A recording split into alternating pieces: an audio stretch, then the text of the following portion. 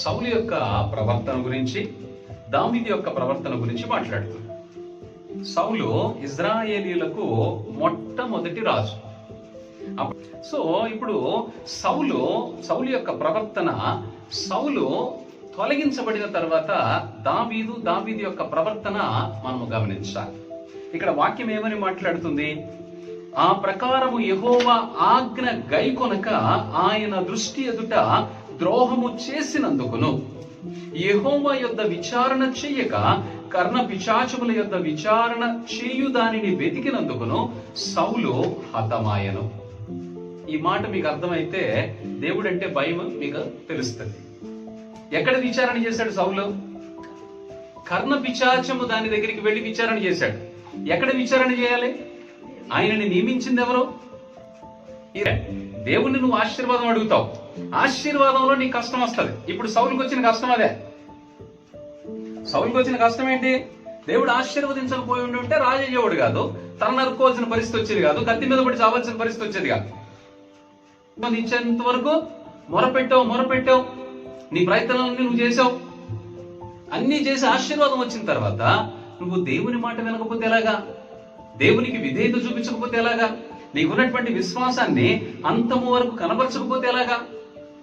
దేవుడు తన దైవజనుల ద్వారా నీతో పలికిస్తున్నటువంటి మాటలను, దేవుని మాటలను విని వాటి ప్రకారం నిన్ను సరి చేసుకోకపోతే ఎలాగా? ఆశీర్వాదం వస్తే పరలోకానికి వెళ్ళిపోతావా? అది జరిగే పనేనా? ఆశీర్వాదం నువ్వు ఏడుస్తున్నావు కాబట్టి ఇచ్చాడు ఆయన, నువ్వు మొరపెడుతున్నావు కాబట్టి ఇచ్చాడు ఆయన, నీ భక్తిని చూసి ఇచ్చాడు ఆయన. నువ్వు ఆశీర్వాదం రాగానే దేవునితో పని లేనట్టు, నీకెంత కష్టం వచ్చినా దేవుని దగ్గరే విచారణ చేయమని చెప్తే దేవునిని విడిచిపెట్టి ఎక్కడెక్కడో విచారణ చేశాడట. అందుకే వాక్యం ఏం చెప్పింది ఆయన గురించి? ఆ ప్రకారము యెహోవా ఆజ్ఞను గైకొనక ఆయన దృష్టి ఎదుట ద్రోహము చేసినందుకును యెహోవా యొద్ద విచారణ చేయక. ఎక్కడ విచారణ చేయాలి? యెహోవా యొద్ద విచారణ చేయవలసినటువంటి వ్యక్తి దేవుని దగ్గర విచారణ చేయకుండా మొదట ఉన్నటువంటి భక్తిని తొలగించేసుకున్నాడు. ఈయనకున్నటువంటి మొదటి భక్తి ఏంటి? దేశములో కర్ణ పిశాచము చెప్పేటువంటి వాడు, అంటే శోధి చెప్పేటువంటి వాళ్ళు లేకుండా, మాంత్రిక విద్యలు చేసేటువంటి వాళ్ళు లేకుండా సౌలే వెళ్ళగొట్టాడు. ఇప్పుడు ఆ సౌలు ఎవరిని వెతుకుతున్నాడు? మళ్ళీ ఆ శోధి చెప్పేవాళ్ళని వెతుకుతున్నాడు. ఇది ఎంత బాధపడవలసినటువంటి విషయం అంటే, ఏదైతే విడిచిపెట్టాడో విడిచిపెట్టిన దాన్ని, అంటే కుక్క తన వాంతికి వెనక్కి తిరిగిందంట, అలాగా సౌలు వెనక్కి తిరిగిపోయాడు. ఎంత దారుణం అంటే, అక్కడ యాజకులు ఉన్నారు, సమూయేలు అంటే చనిపోయేటప్పటికి, కానీ ప్రవక్తలు ఉన్నారు, వీళ్ళందరినీ విడిచిపెట్టాడు. సౌలు వాళ్ళ దగ్గరికి వెళ్ళడానికి అవకాశాన్ని కోల్పోయాడు. సమూయేలుతో గొడవ పెట్టుకున్నాడు. సమూయేలు అంటే చనిపోయేటప్పటికి, సౌలు యుద్ధానికి వెళ్లే ముందు సమూయేలు లేడు. సమూయేలు కోసమే దేవుడు నాతో మాట్లాడట్లేదు కాబట్టి సమూయేలుని పిలిపించడానికి, అంటే చనిపోయినటువంటి వ్యక్తి ఆత్మను పైకి పిలిపించడానికి ఎక్కడికి వెళ్ళాడు? శోధి చెప్పే ఆవిడ దగ్గరికి వెళ్ళాడు. దానిని దేవుడు భయంకరమైనటువంటి నేరముగా పరిగణించాడు. మనం కూడా చాలా సందర్భాల్లో ఏం చేస్తామంటే, దేవుని వాక్యమును బట్టి, దేవుని దాసుని బట్టి, దేవుని వాక్యములో మనము నిలిచి ఉండకుండా, లోకంలో ఎవడో వాస్తు చెప్పాడని, జ్యోతిష్కం చెప్పాడని వాళ్ళ దగ్గరికి పోతా ఉంటాం. ఇదే పరిస్థితి వస్తుంది. ఎలా చచ్చాడు సౌలు? మరణం ఎలా ఉంది? తనకు తానే కత్తి మీద పడి చచ్చేటువంటి పరిస్థితి వచ్చేసింది. ఆయన తల నరికి దాగోను గుడికి విరాళాడగట్టారట. దేవుడు నిన్ను ఆశీర్వదించి నీకు ఒక ఆశీర్వాదం ఇస్తే, ఆ ఆశీర్వాదమును బట్టి మరింత దేవునికి దగ్గరగా, దేవునికి విధేయత చూపుతూ, దేవుని యందు విశ్వాసములో ప్రతిరోజు ఎదుగుతూ, దేవుని యొక్క ప్రవక్తలు, దేవుని యొక్క దాసుల ద్వారా చెప్పబడుతున్నటువంటి ప్రతి ఆజ్ఞను జాగ్రత్తగా గైకొనేటువంటి వ్యక్తిగా ఉండాలి. ఇక్కడ సౌలు యొక్క జీవితాన్ని మనం ఆలోచన చేస్తే, సౌలు మంచి వ్యక్తే. దేవుడు అతన్ని ఎన్నిక చేసుకున్నప్పుడు మంచి వ్యక్తే. మీరు ఆలోచన చేయండి, దేవుడు పనికి మాల నుండి తీసుకొచ్చి రాజుగా నుంచోబెడతాడా? సమూయేలు సౌలును అభిషేకించి అతనిని రాజుగా పరిచయం చేస్తున్నప్పుడు చెప్తున్నాడు, చూడండి ఇజ్రాయెల్ విధేయత కలిగిన వాడు, దేవుడు ఇతన్ని ఎన్నుకున్నాడు అని చెప్పి సమూయేలు సౌలుని ప్రజలందరికీ పరిచయం చేసి ఆయన అభిషేకించి రాజు మీకని చెప్పాడు ఆయన. మరి ఆయన స్థితి ఏమిటప్పుడు? దేవుని దృష్టికి అనుకూలమైనటువంటి స్థితే. అప్పటికి దావీదుని ఎన్నుకోవాల్సిన అవసరం రాలేదు దేవుడికి. కానీ 2 విషయాలలో దేవునికి అర్థమైపోయింది. సౌలు నా మాట వెనక తీశాను అని చెప్పి సౌలుని నేను రాజుగా నియమించినందుకు పశ్చాత్తాపడుతున్నాను అన్నాడు. మరి నీ విషయంలో నా విషయంలో కూడా ఆశీర్వాదం వచ్చిన తర్వాత నిర్లక్ష్యం చేస్తే దేవుడు అదే మాట అనుకుంటాడు కదా.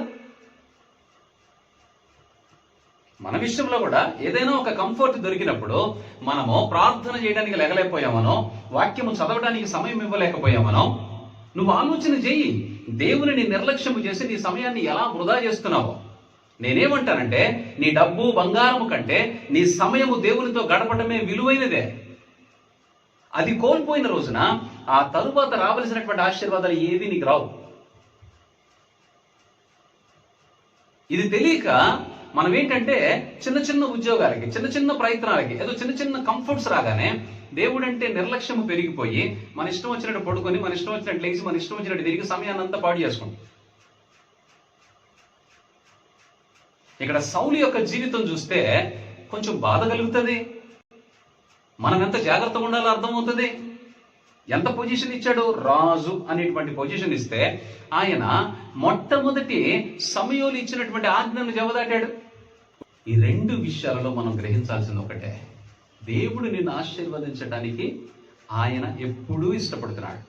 కానీ ఆశీర్వాదం పొందుకున్న తర్వాత నీవు గనక దేవునికి అవిధేయత చూపించినా, దేవుని యందు అవిశ్వాసాన్ని కనపరిచిన తరువాత నీ పరిణామం, నీ జీవితం చాలా భయంకరంగా ఉంటది. అందుకే దేవుడు నిన్ను ఉన్నపాటున ఆశీర్వాదంలో పెట్టడు.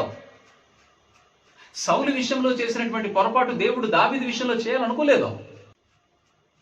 దావీదు అందుకే 13 సంవత్సరాలు అడవులు పట్టించి తిరిగిచ్చాడు. సౌలుకి వెంటనే రాజ్యం వచ్చేస్తే దాని విలువ తెలియలా, దేవుని విలువ తెలియలా. దావీదుని దేవుడు ఏం చేశాడు? 13 సంవత్సరాలు పరిగెత్తించి చావు భయంతో పరిగెత్తిన తర్వాత అప్పుడు మొదట హెబ్రోనులో ఏలుబడి చేయడానికి 3 సంవత్సరాలు అనుమతించాడు. ఆ తరువాత 33 సంవత్సరాలు యెరూషలేములో నుండి ఏలుబడి చేశాడు. అంటే దేవుని ఆశీర్వాదము నీకు ఆలస్యం అవుతుందంటే దాని అర్థం ఏంటంటే దేవుడు నిన్ను ట్రైన్ చేస్తున్నాడు. దేవుని పట్ల ఆసక్తిని పెంచుకునేలాగా నిన్ను నువ్వు ప్రోత్సహించుకోవాలి. దేవుని మాట వింటున్నానా లేదా? దేవునికి విశ్వాసిగా ఉన్నానా లేదా? దేవుని యొక్క ప్రజలు నాకు ఏదైనా సెలవిస్తున్నారా? వాటి ప్రకారం నేను నడుచుకుంటున్నానా లేదా?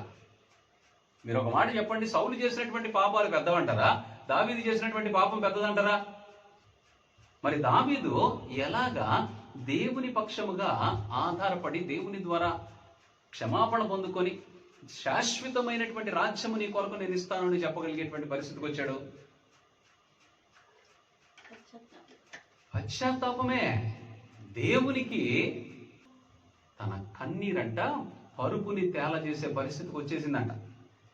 అంటే దుఃఖం ఎంత దుఃఖపడ్డాడో, చేసిన తప్పుకి దేవుని దగ్గర ఎంత క్షమాపణ అడిగాడో, ఇక దానికి దేవుడు ఇక కరిగిపోయాడు, అంతగా దుఃఖపడిపోయాడు.